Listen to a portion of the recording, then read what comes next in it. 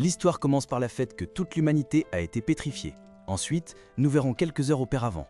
Taiju a dit à son meilleur ami Senku qu'il allait avouer ses sentiments à son coup de cœur, Yuzuriha. Senku a trouvé cela ridicule qu'il soit amoureux depuis 5 ans et qu'il n'ait pas le courage d'avouer son amour à Yuzuriha. Il a alors montré à Taiju une potion d'amour qui l'aiderait, mais Taiju a refusé. Taiju est sorti, et Senku a dit aux autres que sa potion d'amour n'était que de l'essence. Après cela, Yuzuriha a été appelée sous un arbre et elle a attendu Taiju.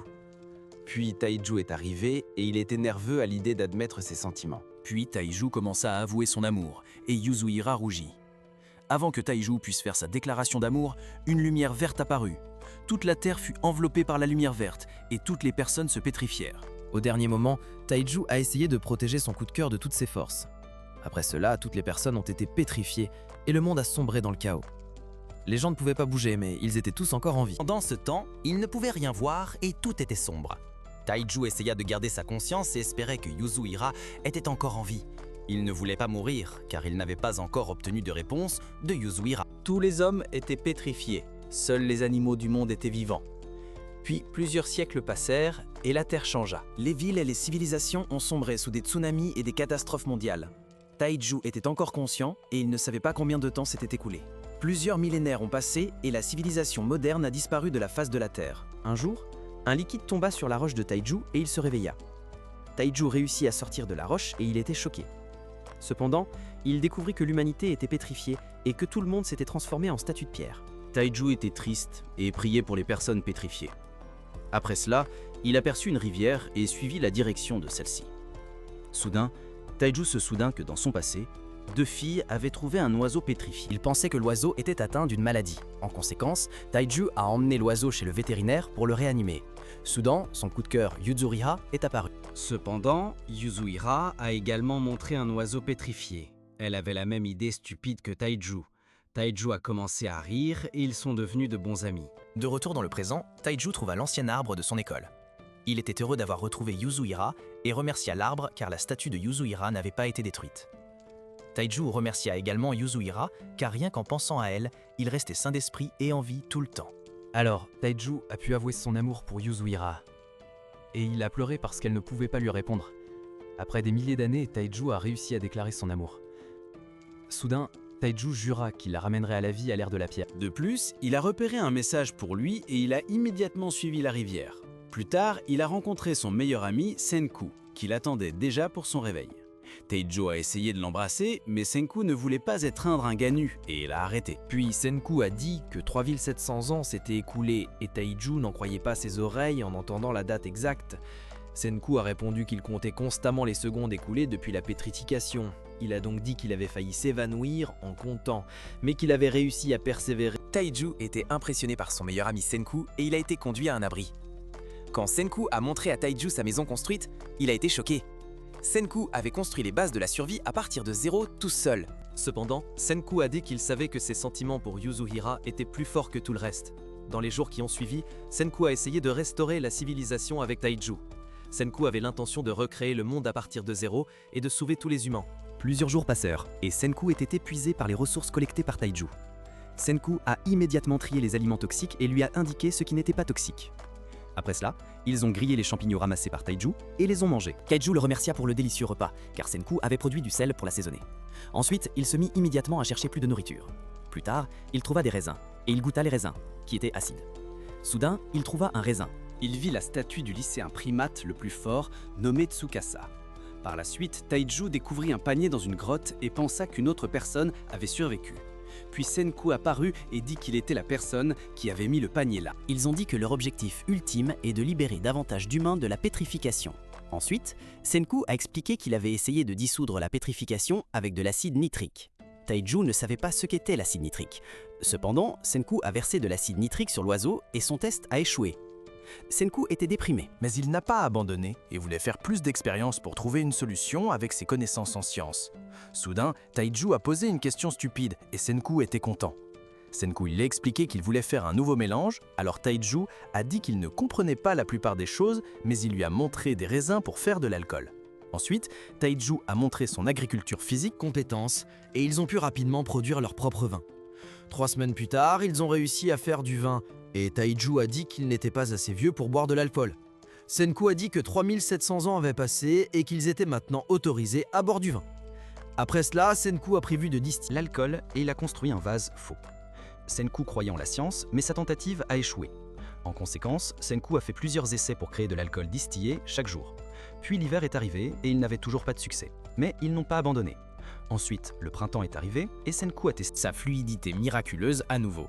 Soudain, Senku réussit à créer un mélange qui dissout la pétrification. Il testa ensuite le mélange sur un oiseau à nouveau et il parvint à retrouver une solution grâce à la science. Un oiseau est sorti de la pétrification et Taiju était heureux de voir leur succès. L'oiseau a volé dans le ciel et Senku était content car il se rapprochait un peu de la civilisation. Ensuite, Taiju a demandé à son ami qui il prévoyait de libérer de la pétrification en premier. Senku a immédiatement répondu que Taiju pouvait choisir la première personne qu'ils allaient ressusciter. Arrivé à la statue de Yuzuriha, Taiju a demandé si l'eau pouvait vraiment sauver Yuzuriha. Après cela, le moment tant attendu est enfin arrivé où Taiju a pu sauver Yuzuriha. Soudain, il réalisa qu'elle était nue lors de son réveil. Taiju faisait mal aux yeux de Senku, et il était agacé par son ami stupide. Taiju insista pour la ramener d'abord à la base et lui mettre des vêtements. Soudain, Senku entendit des bruits d'animaux au fond de la forêt. Puis, un lion apparut, et ils furent stupéfaits. Senku dit que les lions s'étaient probablement échappés d'un zoo. Ils ont ensuite sauté d'une falaise, pensant avoir échappé au lion. Senku et Taiju ont essayé de fuir le lion, mais d'autres lions sont apparus. Taiju s'est enfui et a choisi de se sacrifier pour protéger son ami. Il voulait que son ami Senku survive avec Yuzuriha. Senku lui a dit de ne pas dire de telles absurdités et qu'ils trouveraient tous les deux une solution. Cependant, il a arrêté Taiju, et Senku savait que Taiju est une bonne personne qui protège toujours les autres sans se soucier de lui-même. Senku et Taiju continuèrent de courir, et Taiju eut une idée. Senku décida de ressusciter Tsukasa et s'excusa auprès de Yuzuriha pour sa décision. Puis, il versa l'eau miraculeuse sur la statue de Tsukasa. Les lions les entouraient, mais Tsukasa fut réanimé à temps et vit les lions. Senku lui rapporta immédiatement la situation, et Tsukasa était prêt à se battre. Tsukasa attaqua alors les lions avec des pierres et les frappa de ses poings. Tsukasa a pu assommer le lion leader d'un seul coup de poing. Ensuite, les autres lions étaient intimidés car Tsukasa était plus fort que Mike Tyson. Soudain, Tsukasa a dit qu'ils n'ont plus jamais à avoir peur des animaux sauvages. Tout à coup, Senku a dit que Tsukasa est une arme à double tranchant, car peut-être qu'à travers la cupidité, il pourrait devenir un tyran. Taiju avait peur, et il s'imaginait Yuzuriha séduite par Tsukasa. Ensuite, Tsukasa demanda un outil pour couper la viande de lion. Senku lui dit que la viande de lion n'a pas bon goût et a un goût aigre. Cependant, Tsukasa a répondu qu'il mangerait la viande du lion pour rendre hommage à la vie qu'il avait prise. Taiju était heureux que Tsukasa soit une personne bienveillante, alors Senku lui a donné un couteau et il a accepté qu'il mange cette précieuse viande malgré son goût dégoûtant. Plus tard, Taiju a promis qu'il produirait plus d'eau miraculeuse et qu'elle serait la prochaine à être ressuscitée. Pendant ce temps, Tsukasa était surpris par Senku, et ils ont tous appris à mieux se connaître. Par la suite, Tsukasa a appris qu'il n'avait pas de viande, et il est immédiatement parti chasser dans la forêt. Tsukasa a trouvé des sangliers, et il les a tous vaincus avec facilité. De plus, Tsukasa a également attrapé un oiseau en volant dans le ciel. Ensuite, il est allé pêcher dans la mer avec seulement une lance et a attrapé de nombreux poissons grâce à sa puissance monstrueuse. Taiju était impressionné par les compétences de Tsukasa de l'âge de pierre. Tsukasa a alors dit qu'en tant que membre de l'équipe, il promet de toujours fournir suffisamment de viande pour qu'il puisse bien manger. Soudain, Tsukasa a frappé une pierre pour sauver une statue d'une jeune femme. Taiju était content que Tsukasa soit une personne gentille et pensait qu'il était un saint. Après cela, ils ont mangé le poisson grillé, et Senku leur a posé une question. Taiju a essayé de trouver la solution, et sa réponse était incorrecte. Senku était choqué par sa stupidité, et Tsukasa a tenté sa chance. Senku a résolu la réponse et a dit qu'ils avaient besoin de carbonate de calcium pour leur prochain objectif. En conséquence, Taiju a été chargé de collecter de nombreuses coquilles pour fabriquer. Taiju a collecté une grande quantité de coquilles et les a écrasées en une poudre blanche. Senku avait l'intention d'utiliser le carbonate de calcium pour de nombreux travaux. Donc Senku a produit une sorte de ciment et il a également créé du savant dans le monde de l'âge de pierre. Senku est devenu Dr Stone et il a gagné le respect de Tsukasa. Tsukasa a loué Senku et Senku est devenu méfiant face à ses paroles. Puis, Tsukasa répondit qu'il n'avait aucune mauvaise intention. Soudain, Taiju apparut et interrompit leur conversation. Il demanda d'autres utilisations pour la coquille. Dans la nuit, Taiju dormait et Tsukasa a remarqué que Senku était dehors de la hutte. Pendant ce temps, Senku a construit une arbalète pour assurer la sécurité. Le lendemain matin, Tsukasa a dit que le monde de pierre est génial parce que la mer et la terre n'ont pas de propriétaire. Après cela, il racontait une histoire où un pauvre garçon avait essayé de fabriquer un collier avec des coquillages pour sa petite sœur. Soudain, un homme avec des droits de pêche frappa le garçon et l'accusa de vol. Ensuite, Tsukasa détruisit une statue humaine. Senku dit qu'il venait de tuer un humain. Suivi de Tsukasa a demandé s'il voulait sauver toutes les personnes, y compris les adultes aux âmes corrompues. Puis Tsukasa a dit que les adultes détruiraient à nouveau le monde et qu'il avait un plan pour créer un monde régi sans cupidité.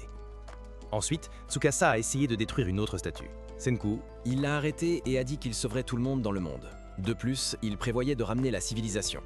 Suite à cela, Senku et Tsukasa sont devenus ennemis, chacun poursuivant des objectifs différents. Savait que Tsukasa était fou et qu'il devait faire attention à ce que Tsukasa n'atteigne pas l'eau miracle. Soudain, Taiju est apparu et il était heureux d'avoir collecté suffisamment d'eau miracle pour ressusciter Yuzuriha. Senku n'avait pas le choix et il a choisi de montrer à Tsukasa les effets miraculeuses. cependant, Taiju était heureux de sauver son béguin, mais Senku a dit qu'il n'avait pas assez d'eau miraculeuse. Taiju voulait aller en chercher plus, mais il a été arrêté par Tsukasa. Senku soupçonnait déjà que Tsukasa essaierait immédiatement d'obtenir des informations sur la source de l'eau miraculeuse. Ainsi, en l'absence de Tsukasa, Senku prévoyait de compléter le mélange pour créer l'eau miraculeuse. Pendant ce temps, Tsukasa découvrit que l'eau miraculeuse est de l'acide nitrique. Ensuite, nous revoyons Senku, qui expliqua à Taiju que Tsukasa. Les idéaux sont erronés, donc Taiju a fait confiance aux paroles de son meilleur ami. Plus tard, il a appris que Tsukasa est une bonne personne, mais aussi un tueur en même temps. Après cela, Taiju n'était pas prêt à verser l'eau miraculeuse sur Yuzuriha.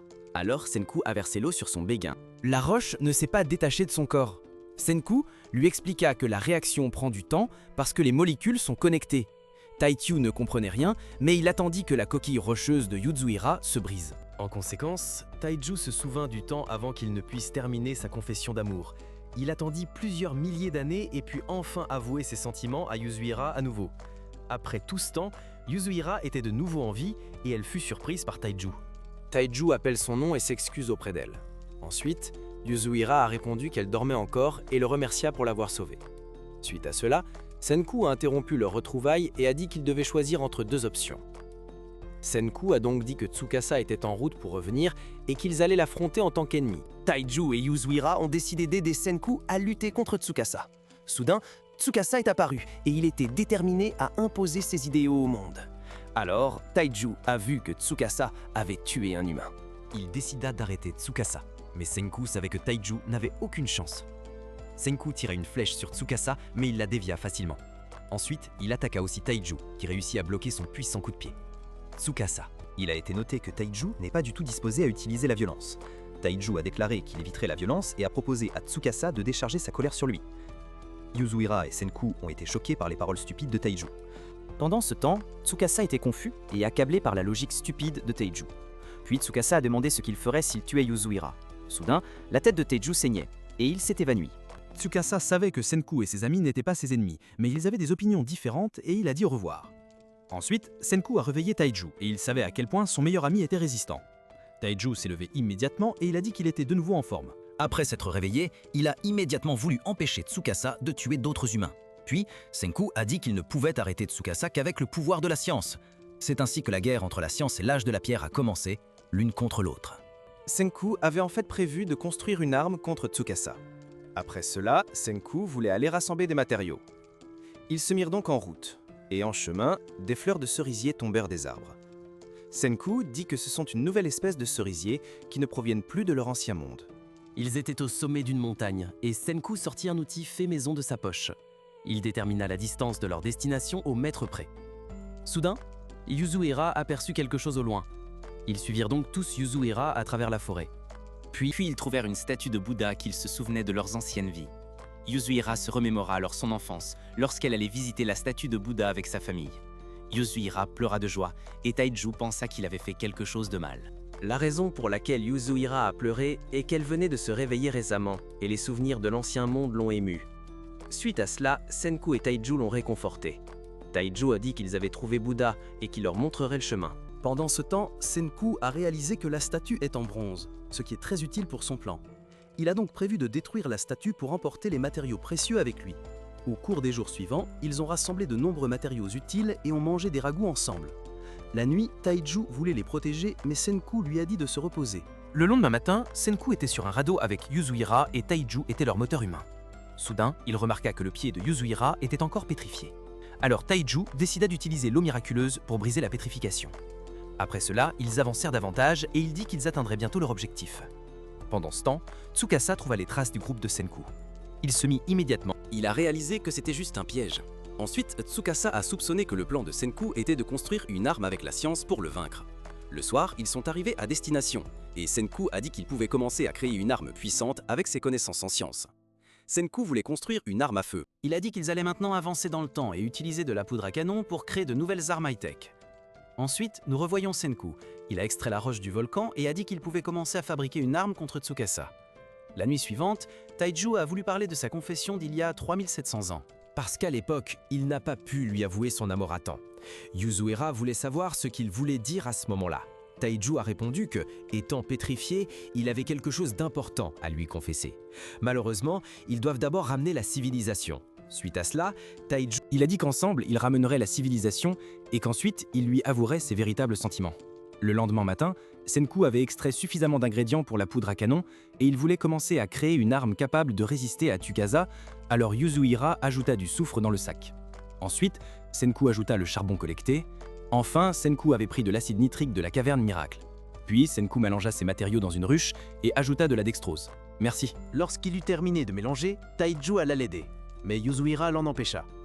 Senku dit que la pierre ne provoquerait pas d'explosion. Senku expliqua pourquoi, mais il fit une erreur. En conséquence, la poudre à canon s'enflamma et ils échappèrent de justesse à l'explosion. Malgré l'échec, Senku était heureux car il n'avait perdu aucun membre pendant l'expérimentation. Senku pouvait fabriquer une arme dangereuse et il prévoyait de conclure un accord avec Tsukasa. La raison de sa décision de faire un accord est que Senku était sûr que Tsukasa n'était pas une mauvaise personne car il n'avait pas l'intention de les tuer. Senku était convaincu qu'il pouvait trouver une solution pacifique. Mais il savait que si l'accord échouait, il devrait éliminer Tsukasa. Après cela, ils éteignirent le feu et Yuzuhira vit de la fumée s'élever dans la forêt. Senku était choqué par les signaux de fumée et il était sûr que ce n'était pas Tsukasa. Il soupçonnait que quelqu'un répondait. Signaux de fumée. Senku en est venu à la conclusion que d'autres personnes vivaient dans le monde de la pierre. Senku ne voulait pas éteindre leur feu afin qu'ils puissent attirer l'attention des étrangers. Malheureusement, cela montrerait également à Tsukasa le remplacement et il ne savait pas quoi faire ensuite. Pendant ce temps, Tsukasa était en route pour trouver Senku. Il soupçonnait que Senku était assez intelligent pour créer de la poudre à canon dans le monde de la pierre. Soudain, Tsukasa aperçut les signaux de fumée du groupe de Senku sur la montagne. Alors que Yuzuhira a ramassé du bois de chauffage, Tsukasa apparut derrière elle. Il prit Yuzuhira en otage et Senku comprit que Tsukasa était devenu effrayé. Il admit qu'il ne pouvait pas faire face aux armes de l'ancien monde. Après toutes les actions de Senku, Tsukasa était déterminé à tuer quiconque ne se conformait pas à ses idéaux. Tsukasa a menacé Senku de tuer Yuzuhira s'il ne cessait pas de fabriquer des armes de l'ancien monde. Senku lui a menti en disant qu'il se moquait de la vie de Yuzuhira. Tsukasa savait qu'il était une bonne personne et qu'il ne trahirait jamais ses amis. Tsukasa a dit qu'il était une personne intelligente, mais qu'il ne sacrifierait jamais les autres. Après cela, Tsukasa était sûr d'avoir gagné. Soudain, Enfin, Yuzuhira a dit qu'elle était prête à mourir. Elle voulait sacrifier sa vie pour que Senku puisse sauver l'humanité.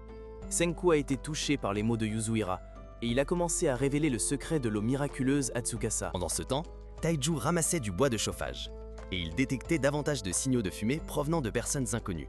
Taiju voulait immédiatement revenir et informer ses amis de la bonne nouvelle. Puis, nous voyons une fille inconnue répondre aux signaux de fumée de Senku. Par la suite, Tsukasa laissa Yuzuhira en vie et proposa à Senku d'abandonner son plan, car sinon il mourrait par la main de Tsukasa. Ainsi, Tsukasa ne voulait pas tuer Senku s'il promettait d'abandonner la science. Soudain, Senku se souvint de son enfance à l'école. Senku dit au professeur qu'il voyagerait dans l'espace. À cette époque, il était encore jeune, et il étudiait chaque jour afin d'acquérir beaucoup de connaissances en jour. Suivant cela, son père a vendu sa voiture parce qu'il voulait que Senku ait suffisamment d'équipement pour approfondir ses recherches sur le monde. Après cela, Senku a commencé ses recherches scientifiques. Plus Senku grandissait, plus ses projets devenaient fous. Un jour, des intimidateurs ont essayé de détruire la machine construite par Senku. Mais Taiju a essayé de protéger Senku. Senku était en colère et a construit une arme avec la science. Il a attaqué les intimidateurs le jour suivant. Et ils ont reçu leur punition. Quelques jours plus tard, Senku se lia d'amitié avec Taiju et Taiju l'aida dans ses expériences folles. À un moment donné, Senku essaya de construire une petite fusée qui explosa immédiatement. Senku ne renonça pas et continua à explorer la science. Puis, nous voyons Senku dans le laboratoire et Taiju voulait lui faire un cadeau. Yuzuhira a fabriqué 3 poupées pour son projet de fusée. Il a ensuite commencé un autre essai de fusée, et sa fusée a décollé dans le ciel. La fusée de Senku a explosé lorsqu'il est arrivé dans l'espace. Ensuite, il a dit à ses amis que sa tentative de fusée avait été un succès.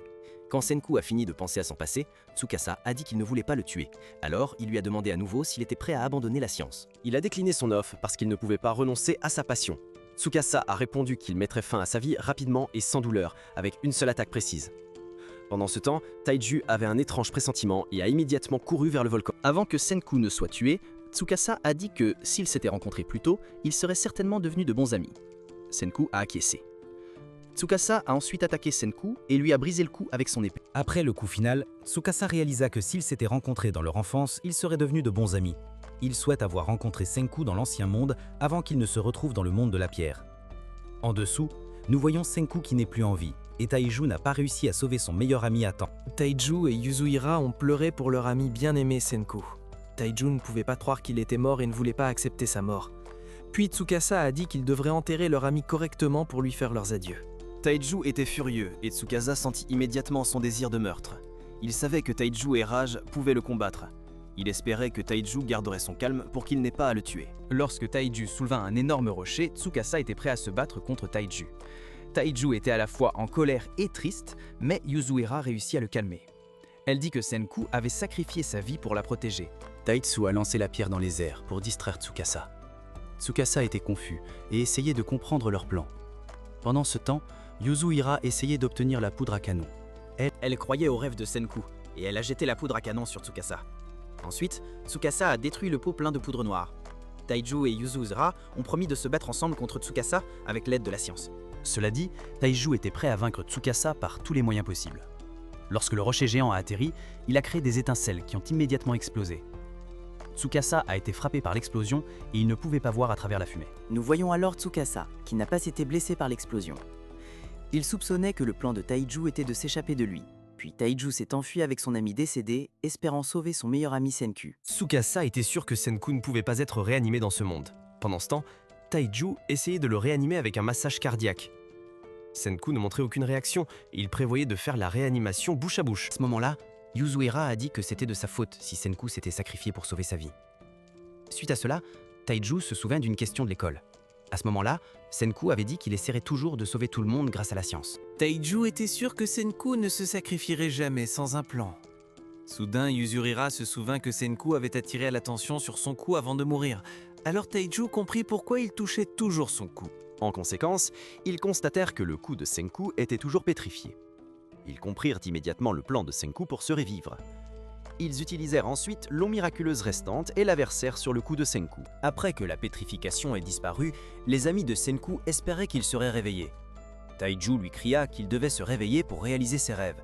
Ils savaient que Senku était leur dernier espoir de reconstruire la civilisation. Puis nous voyons la Terre depuis l'espace, et une seule personne a compté toutes les secondes depuis la pétrification. Senku était pétrifié, mais il essayait de rester conscient. Quand Senku ne pouvait toujours pas voir après 3700 ans, il espérait pouvoir revoir quelque chose. Soudain, il vit quelque chose. La pétrification a été dissoute de son corps. Senku était heureux d'être libéré de la roche et pouvait enfin bouger à nouveau. Ensuite, Senku a immédiatement commencé à étudier la pétrification. Soudain, des singes apparurent, qui étaient effrayés par le cœur de Senku, car ils voyaient un humain pour la première fois. Senku était également surpris, car il avait découvert une nouvelle espèce de singe. Après cela, Senku regarda autour de lui et élabora son plan pour reconstruire la civilisation. Senku savait exactement le temps qui s'était écoulé jusqu'à 13 ans, et il grava la date exacte sur un arbre. Cependant, Senku avait déjà hâte d'atteindre son objectif de sauver le monde entier grâce à la science.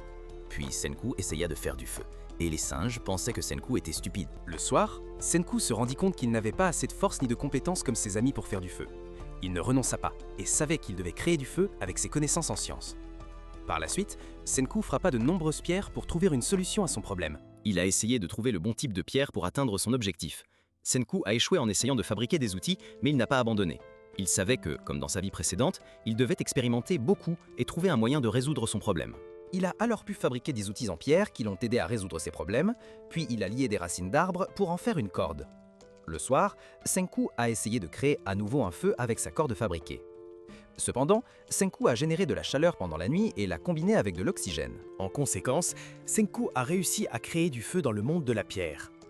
Dans les semaines qui ont suivi, il a abattu des arbres pour un abri.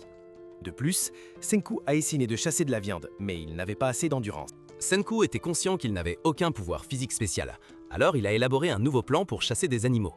Senku a pu résoudre tous ses problèmes grâce à la science, et il a attrapé un cerf. Dans les mois qui ont suivi, il a mangé la viande qu'il avait tuée. De plus, il construisait de nouvelles inventions chaque jour pour faire avancer la science. Après plusieurs mois, Senku parvint à créer un abri avec toute l'infrastructure nécessaire. Par la suite, Senku regarda les singes et il avait déjà hâte de sauver le monde un jour. Quelques semaines plus tard, Senku a ramassé des champignons et il a terminé les travaux de construction. Soudain, il est tombé d'épuisement et il a souhaité qu'une personne fasse le travail physique. Le lendemain matin, il a déterré une statue en pierre, car il prévoyait de ressusciter d'abord son meilleur ami. Il est devenu sentimental en voyant le visage de son meilleur ami et attendait avec impatience son revival après 3700 ans. Il a ensuite essayé de comprendre comment ressusciter son ami et a identifié les multiples causes des pétrifications. La première était que des extraterrestres les avaient purifiés avec un super rayon de pétrification extraterrestre. Le numéro 2 était que l'armée avait créé une arme folle qui a échappé à tout contrôle. La dernière hypothèse était qu'un nouveau coronavirus avait causé la pétrification du monde. Après cela, Senku a essayé de comprendre les règles de la pétrification en utilisant un oiseau comme premier sujet de test. Il réfléchit à la solution de pourquoi il était sorti de la pétrification et soupçonna que cela avait quelque chose à voir avec une source naturelle. Soudain, il remarqua quelque chose et se souvint du moment où il avait été réanimé. Senku eut une excellente idée et se rappela que les fragments les plus proches de sa tête étaient au sol, en tas. Après cela, il trouva une grotte, et il sentit dans la grotte de l'acide nitrique. Senku utilisa les cheveux de sa nuque, qui étaient encore pétrifiés, et il les maintint sous le mélange qui goûtait. Senku attendit un résultat, et son expérience fut un grand succès. Ensuite, il versa beaucoup d'eau. Bouteille du mélange sur la statue de son meilleur ami. Il espérait que Taiju était encore en vie, mais sa première tentative avait échoué. Alors, il commença de nombreuses expériences et réalisa que le mélange ne fonctionnait pas sur les humains. Dans les jours suivants, il réfléchit à la situation et trouva le morceau manquant pour son succès final. Il comprenait que E égale mc² et était sûr qu'Albert Einstein était la solution à son problème. Ensuite, Senku a commencé à moudre, et il était certain de trouver la solution. Il a construit un laboratoire et a réalisé de nombreuses expériences dans sa petite cabane. Après de nombreuses semaines, il réussit à créer une solution et à essayer de réveiller son meilleur ami. Enfin, Senku trouva la formule de sa solution et attendit que son ami se réveille. De retour dans le présent, Taiju croyait, comme Senku quelques mois auparavant, que son meilleur ami allait être réanimé. Il espérait donc un miracle, et il savait que Senku était l'une des personnes qui n'abandonnait pas. En conséquence, les nuages d'orage sont passés et il a cessé de pleuvoir. Soudain, Taiju leva les yeux vers le ciel et entendit la voix de Senku. Ils étaient contents de le voir en vie. Senku avait confiance que ses amis remarqueraient la pétrification sur son cou. Taiju était heureux qu'il soit en vie et il a failli écraser tout son corps. Cependant, Senku les remercia de l'avoir ressuscité, et Yuzuriha pleura de joie. Après cela, elle remarqua que le motif d'un drap ressemblait à une fusée, et elle dit que cela irait bien à Senku. Senku déclara alors que son expérience humaine d'autosacrifice avait réussi, mais il fut surpris des effets réparateurs de l'annulation de la pétrification. Taiju a dit que peut-être cette pétrification est la pierre de la vie qui remplace les médecins pour eux. Senku a réalisé, à partir des mots de Taiju, qu'il avait raison, et que le phénomène devient vraiment comme une pierre de médecin, qui guérit toutes les blessures. Ils ont ensuite effacé leurs traces, et Yuzuriha s'est demandé s'il pouvait revivre les statues brisées. Senku a répondu qu'il avait déjà essayé, mais que cela n'avait pas fonctionné. Soudain, il a eu une excellente idée, et a su qu'il ne pouvait confier la mission qu'à Yuzuriha. Elle a accepté sa mission, et Taiju voulait également connaître le secret entre deux. Yuzuriha lui a dit qu'il devrait aller voir Tsukasa, mais Taiju était choqué par ses paroles, et il était très confus par sa décision. Senku lui expliqua que Tsukasa pense qu'il est dans l'au-delà. De plus, il leur a dit de s'infiltrer dans l'empire de Tsukasa en tant qu'espion, et il a donné à Yuzuriha les détails de la mission. Il a dit que Tsukasa a l'intention d'utiliser l'eau miracle pour rassembler une armée de jeunes afin de créer un nouveau monde. Mais Senku a élaboré un plan pour constituer une armée avec la science afin de lutter contre lui. En conséquence, Senku a prévu de trouver des alliés pour une armée révolutionnaire scientifique et a envoyé ses amis s'infiltrer chez Tsukasa. Yuzuriha était surprise qu'ils soient tous les deux si décontractés à propos de son plan. Taiju a répondu que Senku est toujours logique, et il a réalisé qu'il ne se reverrait pas avant longtemps. Alors Taiju a couru en arrière, et il savait que sa voix ne l'atteindrait pas. Taiju a montré un signe qui symbolisait son amitié. Après cela, Senku a dit au revoir et a montré à son meilleur ami le drapeau de la science. Pendant ce temps, Tsukasa a remarqué que quelqu'un le suivait. Soudain, une jolie fille aux cheveux blonds est apparue et lui a apporté des fleurs. Elle se demanda si elle était une personne ressuscitée par Taiju. Soudain, elle attaqua Tsukasa et il esquiva son attaque.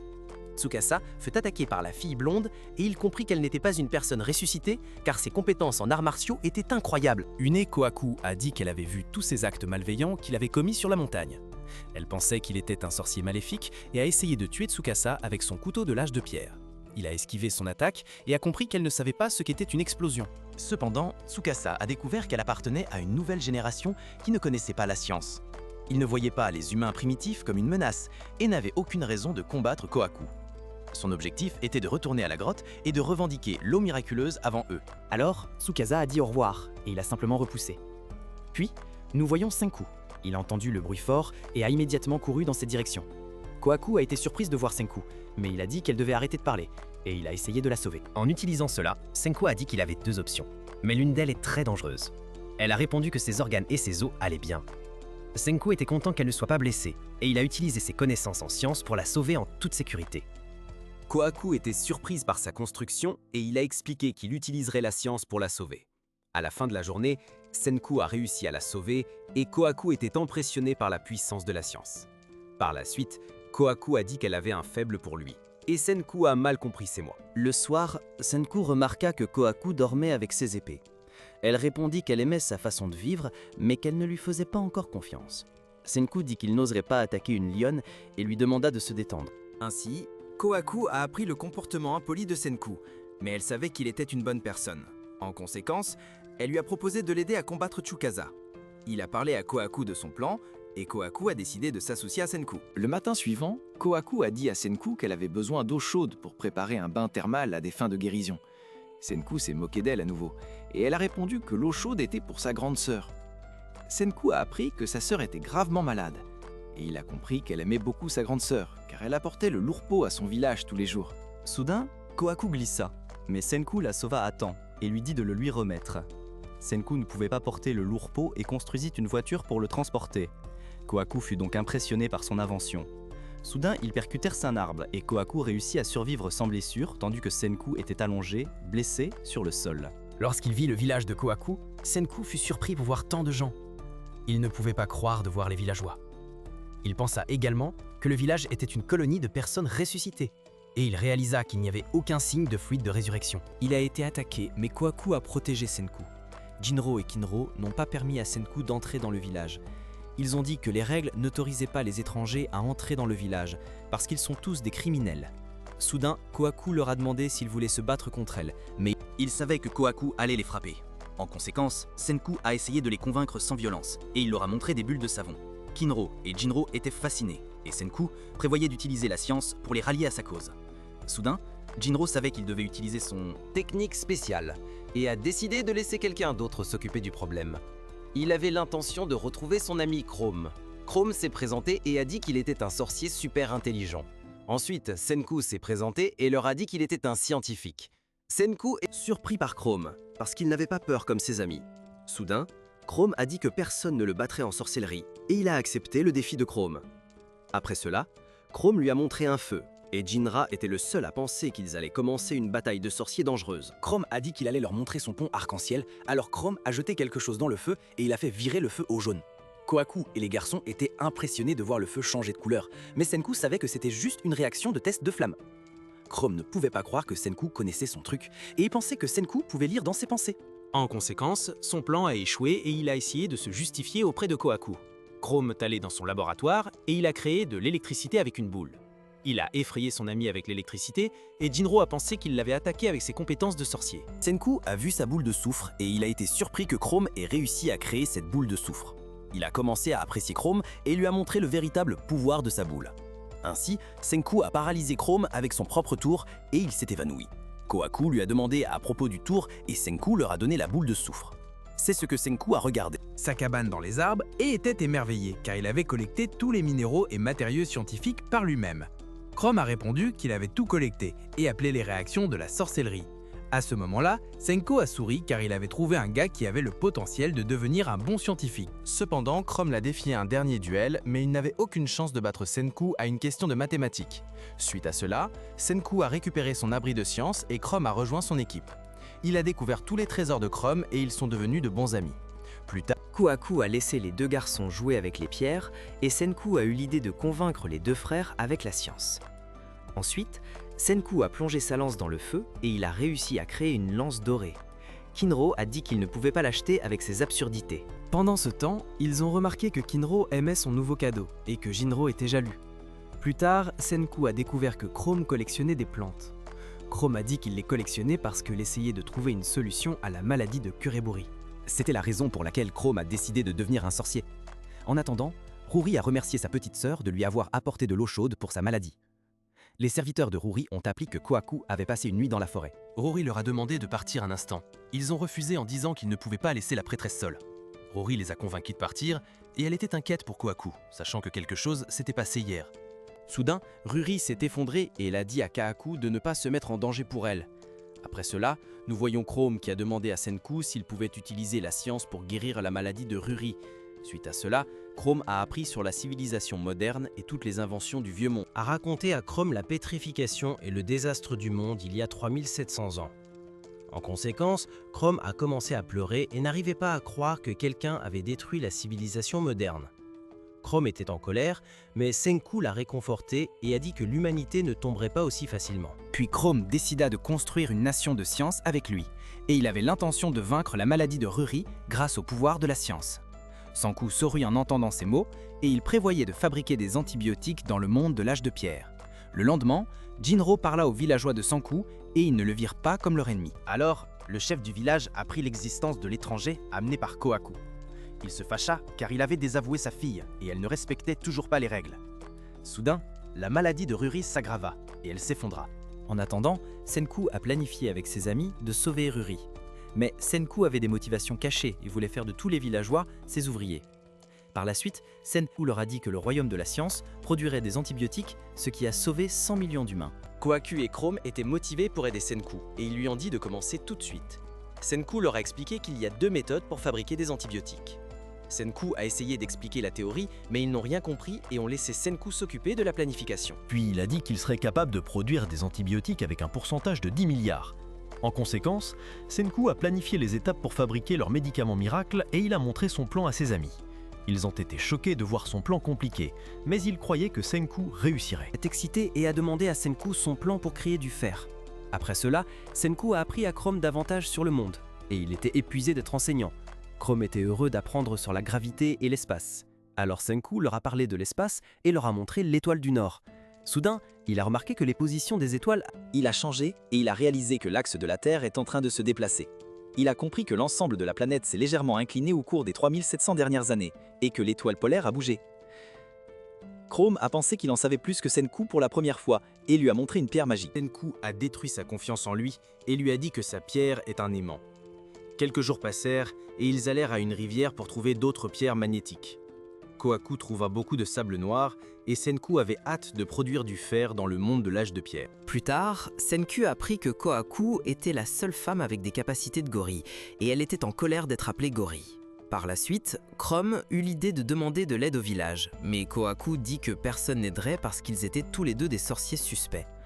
Soudain, une pastèque apparut de nulle part et Kohaku connaissait la fille. Senku était surpris que son nom soit Suika et quelle est l'intention de les aider. Chrome a vu le sable de fer et elle a dit qu'elle ne pourrait jamais être utile. En conséquence, elle a demandé à Senku si elle pouvait l'aider en cherchant le sable de fer. Senku était reconnaissant pour son aide et il comptait sur Suika pour trouver plus de sable de fer. Elle était surprise par Senku, qui était la première personne à ne pas lui demander pourquoi elle avait une pastèque sur la tête. Ensuite, Senku se demanda s'il connaissait les légendes de sa vieille vie. Alors ils lui dirent que Ruri leur avait parlé de l'histoire de Momotaro.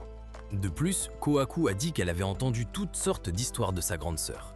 Senku s'intéressait à Ruri et il a décidé de guérir sa maladie à tout prix. Soudain, Chrome est devenu jaloux et il a découvert que Chrome avait un faible pour elle. Après quelques jours, ils ont collecté suffisamment de sable de fer et Senku leur a expliqué la prochaine étape. Senku a expliqué qu'ils allaient le brûler à la température la plus élevée. Alors Kohaku lui a demandé son plan et Senku a montré son four de l'âge de pierre fait maison. Kohaku était motivé à voir le nouvel outil de Senku. Ensuite, ils ont commencé à générer de l'air avec l'outil de Senku. Senku leur a dit qu'il n'avait besoin de tenir que 20 à 30 heures de plus pour pouvoir fabriquer du fer. Le soir, Jinro a vu le feu et a eu l'idée d'aider Senku. Mais Ginro a dit qu'il devait suivre les règles. Jinro était jaloux de sa lance en or et ils ont commencé à se disputer. Le lendemain matin, nous voyons que Senku a réalisé qu'il avait besoin de plus de main-d'œuvre pour fabriquer du fer. Senku et Chrome ont eu l'idée d'appâter Jinro avec la science, et Kohaku a dit qu'il devrait arrêter de l'appeler Appa. Ensuite, Suika a dit qu'elle découvrirait ce dont ils avaient besoin pour recruter les villageois. En conséquence, ils ont fait confiance à la grande détective Suika pour la mission importante de découvrir les désirs des villageois.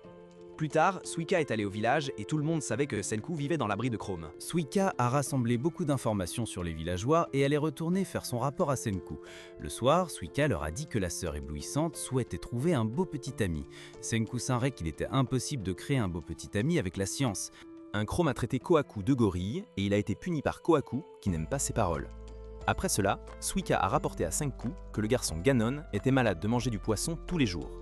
Senku a eu une excellente idée et a dit qu'il pouvait déjà voir l'appât scientifique qui les attirerait de son côté. Pendant ce temps, Suika jouait avec un chien et Senku remarqua son jouet. Suika dit à Senku que le milli à queue de renard est le jouet préféré de Choc. Le lendemain matin, Senku récolta du milli à queue de renard et dit qu'ils allaient préparer de la nourriture de survie gastronomique à partir de zéro. Kohaku est passé pour manger du millet queue de renard et n'a pas compris son plan. Alors, Senku a expliqué à Kohaku que le millet queue de renard est un grain à 10 milliards de %, puis ils ont transformé le grain et l'ont mélangé avec de l'eau. Senku a donc dit à ses amis qu'ils avaient réussi à faire de la farine de blé et ils ont célébré. Ensuite, il a commencé la dernière étape et a mélangé la farine avec des œufs pour le cuisiner avec des ingrédients frais. Senku a préparé un festin avec de la viande de haute qualité et son ami a senti sa soupe. En conséquence, Senku a dit qu'ils appelaient sa soupe de nouilles ramen. Chrome a essayé le ramen en premier et il a été submergé par le goût délicieux. Cependant, Kohaku et Suika goûtent également la soupe de nouilles et ils n'arrivaient pas à croire qu'une telle chose puisse exister dans le monde. Ensuite, Senku goûte son ramen cuit et il est dégoûté. Plus tard, ils sont allés au village et Senku avait l'intention d'attirer tous les villageois avec son ramen. Tous les villageois ont senti son plat et Kohaku a dit à Senku qu'il avait l'air d'un méchant. Ensuite, nous voyons un homme mystérieux qui a souri après avoir découvert l'emplacement de Senku. Pendant ce temps, Senku a préparé des nouilles au millet pour trouver suffisamment de main-d'œuvre pour fabriquer de l'acier. Tous les villageois adoraient sa soupe de nouilles, et Senku est devenu populaire car il leur a montré un plat aussi incroyable. Suite à cela, Chrome a proposé à Jinro et Kinro d'essayer le ramen de Senku, mais Kinro a empêché son petit frère d'accepter l'offre. Après cela, il a été rapporté que Kukuyo nourrissait les villageois. Kukuyo a refusé de manger la nourriture de Senku et Ruri se demandait ce que Kohaku faisait avec l'étranger. Soudain, un inconnu a dit qu'il préférait la soupe de nouilles avec une boisson comme du cola. Kohaku. Elle a demandé s'il connaissait le type et elle a parlé à ses amis d'un ennemi. Ils ont ensuite entouré l'étranger et lui ont demandé s'il était un allié de Tsukasa. Il a fait l'innocent et a répondu qu'il était seul depuis qu'il n'était plus pétrifié. Pendant ce temps, Senku a réalisé qu'il était le célèbre Asagiri Gen. Senku a dit à Kohaku qu'il était un magicien, qui avait écrit des livres de psychologie de bas étage. Gen a déclaré qu'il était mentaliste et leur a demandé de baisser leurs armes. Swaku remarqua qu'il n'avait pas peur et que tous ces mots n'étaient que des mensonges pour manipuler les gens. Puis Senku dit que tous ceux qui avaient des ramen avaient du travail à faire et il força tous ses clients à l'aider dans son projet. En conséquence, ils commencèrent à produire de l'acier et tout le monde était épuisé. Tsukasa savait qu'il l'avait envoyé pour l'espionner et il lui a demandé des nouvelles de ses amis. Shen a répondu que ses deux amis allaient bien et il a admis être un allié de Tsukasa. Suite à cela, Senku a appris qu'il avait décidé de lui dire la vérité après avoir découvert son fourre-fou. Cette nuit-là, Senku leva les yeux vers le ciel et Gen le regardait. Quelques jours plus tard, Senku réussit enfin à créer du métal.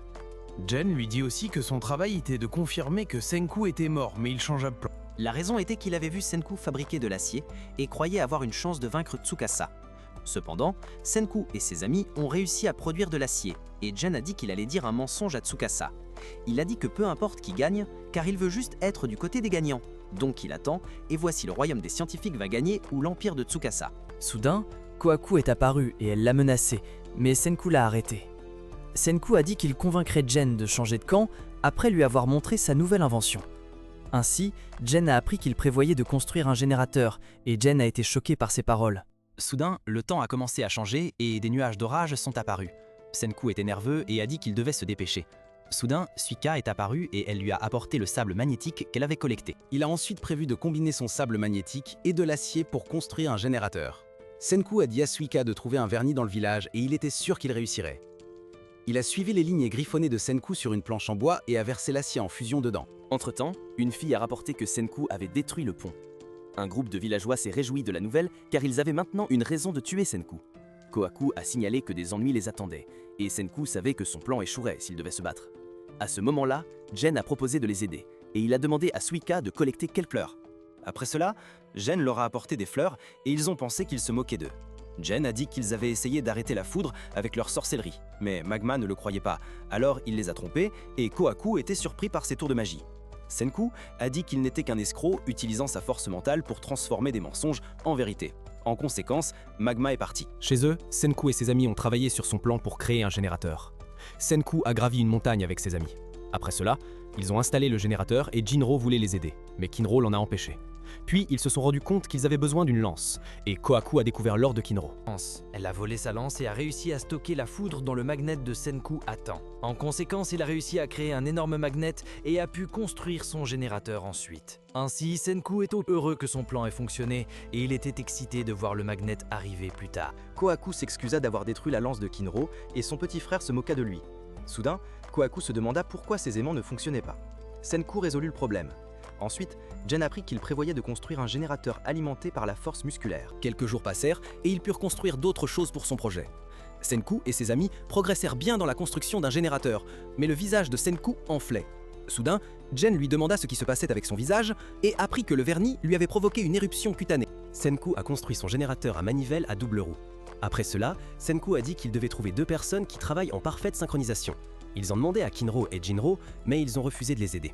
Suite à cela, Jen a essayé de convaincre Kinro et il a dit qu'il pourrait utiliser de l'électricité. Pour fabriquer une lance en argent doré, Jen a convaincu les frères de les aider et ils ont mordu à l'hameçon.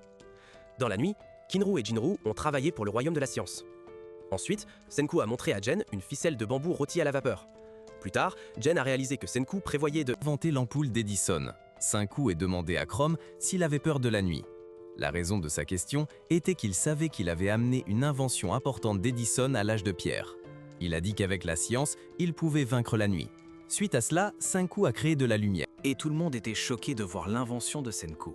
À ce moment-là, Senku était un pas plus près de son objectif de ramener la civilisation. Puis, Senku se souvint avoir lu la biographie de Thomas Edison pour la première fois. À partir de ce jour, il s'est posé de nombreuses questions sur l'électricité et a commencé à s'enseigner tout ce qu'il pouvait sur le sujet. En conséquence, il a pu créer de nombreuses inventions folles et a réussi à apporter la lumière dans l'obscurité de l'âge de pierre. Senku a réalisé qu'il avait accompli un grand exploit humain dans le domaine de l'électricité. Il était extrêmement heureux de son succès et souriait, car il était bien parti pour reconstruire la civilisation. Pendant ce temps, Zen était surpris que Senku ait inventé l'électricité dans le monde de l'âge de pierre. Plus tard, ils expliquèrent à Suika qui était Tsukasa et Chrome dit que c'était un mauvais gars. Suika ne pouvait pas croire que Jen était un méchant, car il les avait aidés à résoudre leurs problèmes. Senku a dit que Jen n'était pas un mauvais gars, mais qu'il devait le convaincre de leur côté. Suite à cela, Chrome a demandé à Jen s'il les avait entendus. Lui, Chrome a dit qu'il devrait rejoindre l'équipe de Senku parce que le royaume de la science est tout simplement beaucoup plus amusant. Jen a répondu qu'il ne se souciait que de savoir si quelque chose allait lui profiter ou non. Ensuite, Jen se remémora le moment où il a été ressuscité et pensa que tout cela n'était qu'un farce. Soudain, Tsukasa lui dit qu'ils sont à l'âge de pierre et Jen reconnut le lycéen primate le plus fort. Tsukasa dit qu'il avait rassemblé toutes les statues qui devaient être ressuscitées en premier, y compris lui. Jen fut choqué de voir l'empire de Tsukasa et a pris son plan. Pendant ce temps, il a montré la cabane dans les arbres construite par Senku et il a demandé à Jen d'utiliser ses capacités de mentaliste pour retrouver Senku s'il est encore en vie. Jen a appris à connaître Senku et a compris que Tsukasa est un homme dangereux. De retour dans le présent, Jen a regardé le générateur de Senku et Magma est apparu. Et il prévoyait de le tuer. Ensuite, Gen a été gravement blessé par Magma avec une lance et ils ont immédiatement fui. Peu de temps après, Senku et ses amis sont arrivés pour s'occuper de Gen. Ils étaient inquiets, mais Senku remarqua qu'il se protégeait avec des sacs de faux sang. Après cela, Kohaku dit qu'il l'avait bloqué avec ses sacs, mais il avait été gravement blessé. Il ne savait pas qui était le coupable, et Suika décida de le trouver dans le village. Dans les jours qui suivirent, Senku et ses amis essayèrent de remettre Jin sur pied. Un jour plus tard, Suika trouva le coupable et annonça à ses amis que le coupable était le Magma. Il célébra son méfait et souhaita également tuer Kohaku. Il savait que Kohaku était beaucoup trop forte, et il prévoyait de faire de Ruri et Kohaku sa femme. Cependant, Kohaku comprenait pourquoi ils avaient poignardé Jen. La raison était qu'il l'avait pris pour Senku, à cause des rumeurs sur un sorcier. Suite à cela, Senku a demandé à Kohaku pourquoi Magma la cherchait. Une occasion de la tuer. Elle expliqua qu'une fois par génération, le village organise un grand combat d'arts martiaux appelé le Grand Bout. Elle dit que le gagnant épousera Ruri et deviendra le chef du village. Le problème est que la prêtresse Ruri était gravement malade, et le seul mariage La candidate n'était pas une bonne combattante. Kohaku savait que Magma n'était pas une bonne personne et qu'il ne voulait que le poste de chef du village. De plus, après avoir gagné, il avait l'intention de laisser Ruri mourir. En conséquence, Kohaku n'a pas laissé Magma gagner, car elle ne pouvait pas permettre à un homme comme lui d'avoir sa grande sœur Ruri. Elle a rejoint le grand combat pour l'arrêter, et Jinro pensait que Kohaku épouserait sa grande sœur. Par la suite, Senku a appris que le prochain grand combat aurait lieu dans 1 mois, et il croyait que Magma pensait que Gen pouvait gagner la compétition. Senku a compris que si Magma devenait l'aîné, il pourrait être difficile d'obtenir même le médicament pour Ruri. Suite à cela, Kohaku a demandé à Jinro s'il serait prêt à épouser Ruri. Jinro a dit qu'elle est jolie, et Kinro a été choqué qu'il ne regarde que l'apparence d'une fille. Puis, Kinro a dit qu'en tant que gardien, il ne pose pas de questions et il sait que Senku n'a pas de mauvaises intentions. Kohaku a répondu que son seul objectif devait sauver la vie de sa grande sœur. En conséquence, les 2 garçons décidèrent d'aider Kohaku et furent entraînés par elle pour combattre Magma. Plus tard, Kohaku remarqua que Chrome était plongé dans ses pensées et elle savait que Chrome aimait vraiment Ruri. Elle s'excusa de ne pas l'avoir entraîné. Et Chrome savait qu'il n'aurait aucune chance dans le combat contre Magma. À ce moment-là, Chrome se souvint de son enfance. Ruri avait dit que sa maladie ne pouvait pas être guérie, mais Chrome avait promis de tout faire pour la sauver. Alors, Chrome a dit qu'il était totalement d'accord avec ça. Et il se réjouissait de sauver Ruri grâce au pouvoir de la science. Senku sourit et était heureux d'avoir trouvé un nouveau scientifique à ses côtés. Plus tard, Kohaku dit qu'elle prévoyait de participer au grand combat. De plus, ils étaient inquiets pour Gen, car sa convalescence prendra beaucoup de temps. Senku savait que le temps pressait, sinon Tsukasa découvrirait qu'il était toujours en vie. Pendant la nuit, Senku a murmuré quelque chose à Gen et il a commencé à sourire. Le matin suivant, Chrome a été choqué de voir que Gen avait disparu. Il était en route pour retourner vers Tsukasa et Kohaku craignait qu'il ne les trahisse. Il courut vers l'empire de Tsukasa aussi vite qu'il le pouvait et l'un de ses guerriers l'arrêta avec une flèche. Il rapporta à Tsukasa qu'il avait trouvé un village primitif et lui parla de la mort de Senku. Ensuite, il fut envoyé à l'empire de Tsukasa. Puis, nous voyons Senku qui a arrêté Kohaku pour attraper Gen. Il lui a expliqué que si Gen n'avait vraiment pas d'intérêt pour la science, il n'aurait jamais coopéré avec eux. Donc Senku savait qu'il ne trahirait jamais le royaume de la science. La raison était qu'un jour auparavant, Gen lui avait demandé s'il pouvait faire du coca. Senku avait répondu qu'il pouvait certainement faire de la cola. En conséquence, Gen ne l'a pas dénoncé et a rapporté que Senku était mort. Kohaku était heureuse qu'ils aient gagné la première bataille et se réjouissait de l'arrivée de leur nouveau membre dans le royaume de la science. Pendant ce temps, Gen ne pouvait pas croire qu'il avait risqué sa vie pour une bouteille de cola. Ensuite, Senku prévoyait de fabriquer une bouteille de coca avant son retour. Au cours de la semaine suivante, nous voyons Kohaku entraîner Jinro et Kinro pour la compétition à venir. Pendant ce temps, Senku a planifié la prochaine étape pour créer un médicament pour Ruri. Il a dit à Chrome qu'ils allaient produire du verre. Chrome ne savait pas ce qu'était le verre et il a expliqué qu'on peut très bien mélanger des produits chimiques avec. De plus, Senku prévoyait de fabriquer des lunettes pour Suika. Et Kohaku était surprise de voir à quel point Suika est mignonne. Malheureusement, elle ne peut pas bien voir sans son melon. Suite à cela, Suika a dit qu'elle avait la maladie floue dans les yeux. En conséquence, elle avait l'air étrange quand elle essayait vraiment de voir. Senku leur a expliqué qu'après avoir inventé des lunettes, il pouvait corriger la mauvaise vue de Suika. Senku a dit à Suika qu'elle était myope et que ce n'était pas une maladie. C'est ainsi que Suika a appris l'existence des lunettes dans l'Ancien Monde, qui permettaient à de nombreuses personnes de mener une vie normale. Suika souhaitait voir le beau monde avec tous ses amis, et Senku voulait exaucer son vœu. Après cela, Chrome a montré à Senku un endroit où il avait trouvé du quartz. Senku a creusé dans la montagne et lui a montré la matière première pour fabriquer du verre. Ensuite, ils ont commencé à travailler ensemble et ils se sont beaucoup amusés à déterrer le sable de quartz. Le soir, Senku a commencé le processus suivant et il a chauffé le sable de quartz dans son four. Le lendemain matin, Senku était épuisé, mais il voulait continuer à travailler. Enfin, il a produit du verre à lentilles et tout le monde se demandait ce qu'il allait faire avec le nouvel appareil. Chrome a compris son plan et ils ont commencé à moudre et polir le verre des lentilles. Ils ont travaillé tous les jours et ont fait de bons progrès. Quelques jours plus tard, Senku a pu créer des lunettes afin de réaliser le vœu de Suika. Plus tard, ils se mirent en route pour montrer à Suika le magnifique monde qu'elle n'avait jamais vu. Senku lui demanda si elle pouvait voir les fleurs devant elle, et elle essaya de fixer ses yeux sur elles. Soudain, Senku lui mit le chapeau melon avec la lentille et elle put voir le beau tournesol devant elle. Cette semaine, pleurait des larmes de joie et était reconnaissant pour le cadeau de Senku. Pendant ce temps, Kohaku imitait les attaques de Magma et Kinro n'a pas réussi à les bloquer. Elle a fait prendre conscience à Kinro qu'il jugeait toujours mal la distance et Jinro connaissait le problème de son grand frère. La raison en était qu'il avait également des difficultés. A vu et Jinro était inquiet pour son frère mais a promis de ne le dire à personne.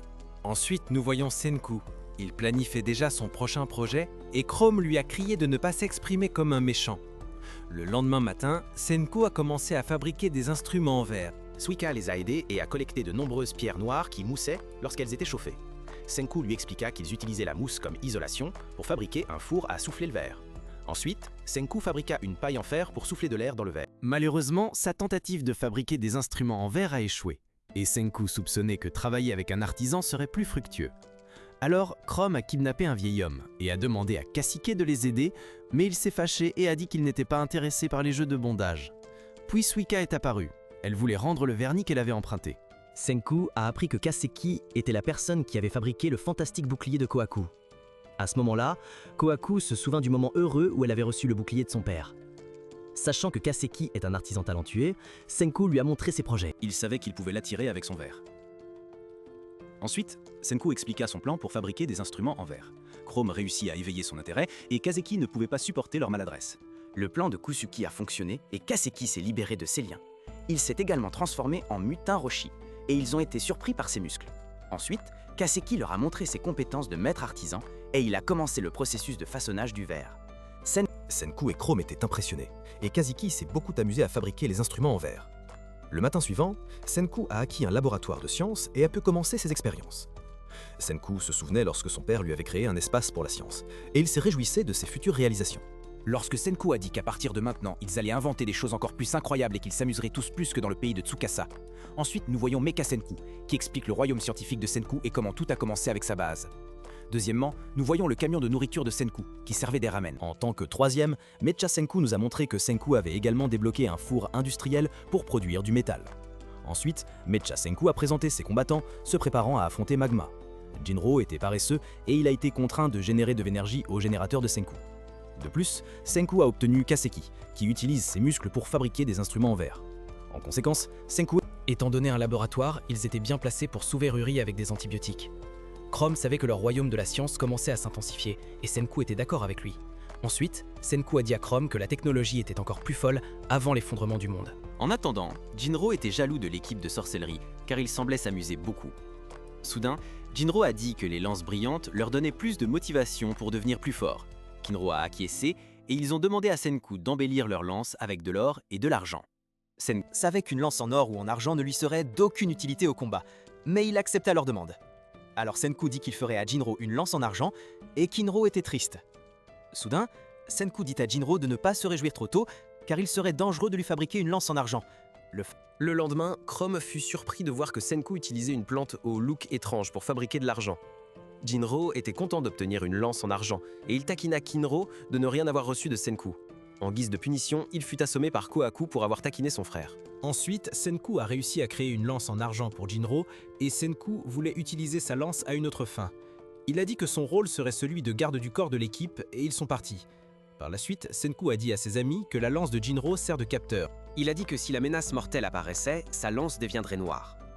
De plus, Senku leur a expliqué qu'ils devaient tous fuir immédiatement pour ne pas mourir. Plus tard, ils ont découvert une rivière où aucun poisson ne nageait. A dit que leur objectif est en amont de la rivière. Pendant ce temps, Jinro avait peur de mourir et Senku lui a crié dessus pour avoir rebroussé chemin. Kohaku lui a proposé d'échanger de place, mais il a refusé de renoncer à sa lance en argent. Puis, lorsqu'ils atteignirent leur destination, Han Senku était totalement épuisé par la randonnée en montagne. Kohaku fut surpris par le spectacle. En effet, ils avaient découvert une source d'émeraude entière. À ce moment-là, Jinro hallucina un ange qui l'appelait. Jinro courut vers la source émeraude et Senku ressentit une étrange sensation. Il se demanda pourquoi la lance de Jinro ne réagissait pas au gaz toxique. Puis ils virent Jinro courir vers la source émeraude empoisonnée.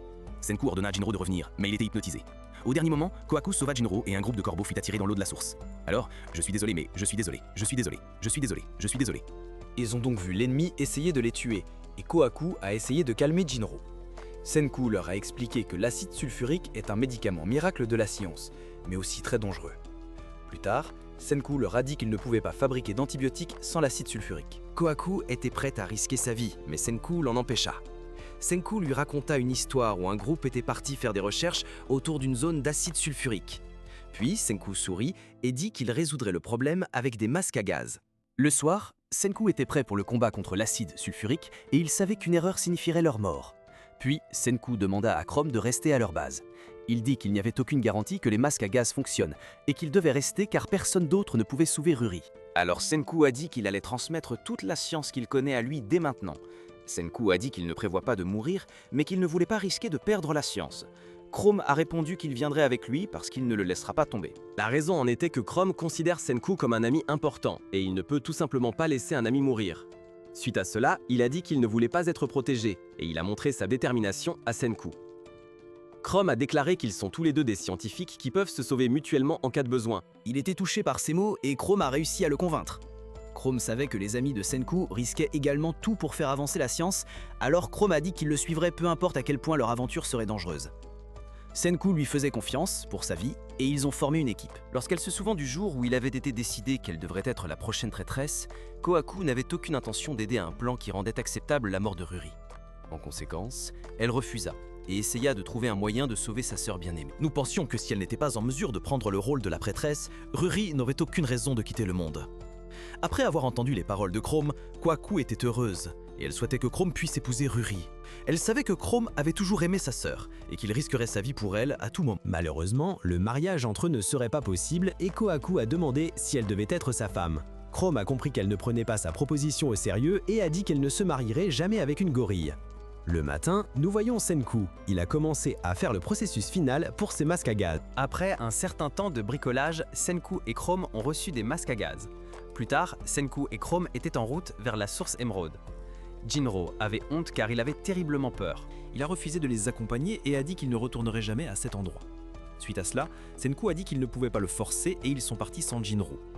De retour dans le présent, Senku et Chrome sont arrivés et sa lance en argent est devenue noire. Chrome était conscient qu'il pouvait mourir instantanément, mais Senku s'est précipité dans le danger sans hésitation. Senku a dit que paniquer ne l'aidait même pas. Puis Chrome a réalisé que Senku avait aussi peur, et il a accompagné Senku sans se plaindre. Pendant ce temps, Kaseki remarqua que Jinro était de mauvaise humeur et il s'est affolé. Kaseki lui dit qu'il ne devrait pas avoir honte d'avoir peur. Il ajouta que tout le monde a des peurs et qu'il n'y a rien à y faire. À ce moment-là, Jinro réalisa que Kiseki avait raison. Il comprit que malgré leur peur, ils faisaient face au danger. Cependant, Jinro était réconforté et Kiseki dit qu'il avait accidentellement fabriqué un autre masque. Plus tard, Jinro et Kiseki purent se rendre à l'hôpital. Ici, nous voyons Senku et Chrome miner des roches, et Chrome a alerté Senku que son masque à gaz fondait. Senku était content qu'ils soient deux et a immédiatement réparé son masque. Soudain, Chrome a trébuché et Senku a essayé de le sauver, mais Chrome savait qu'il allait mourir. Jinro est apparu à la dernière minute et a essayé de sauver Chrome avec sa lance. Il a tenté de tirer Chrome avec toutes ses forces et Senku lui a dit de contrôler sa respiration. Ensuite, Jinro a essayé de sauver Chrome et Chrome croyait que ses amis y parviendraient. Jinro a affronté sa peur et a utilisé toute sa puissance pour vaincre le monstre maléfique. Ils ont réussi à capturer l'acide sulfurique et leur mission a été un succès complet. Senku et ses amis ont célébré leur victoire et ils étaient prêts pour la dernière étape.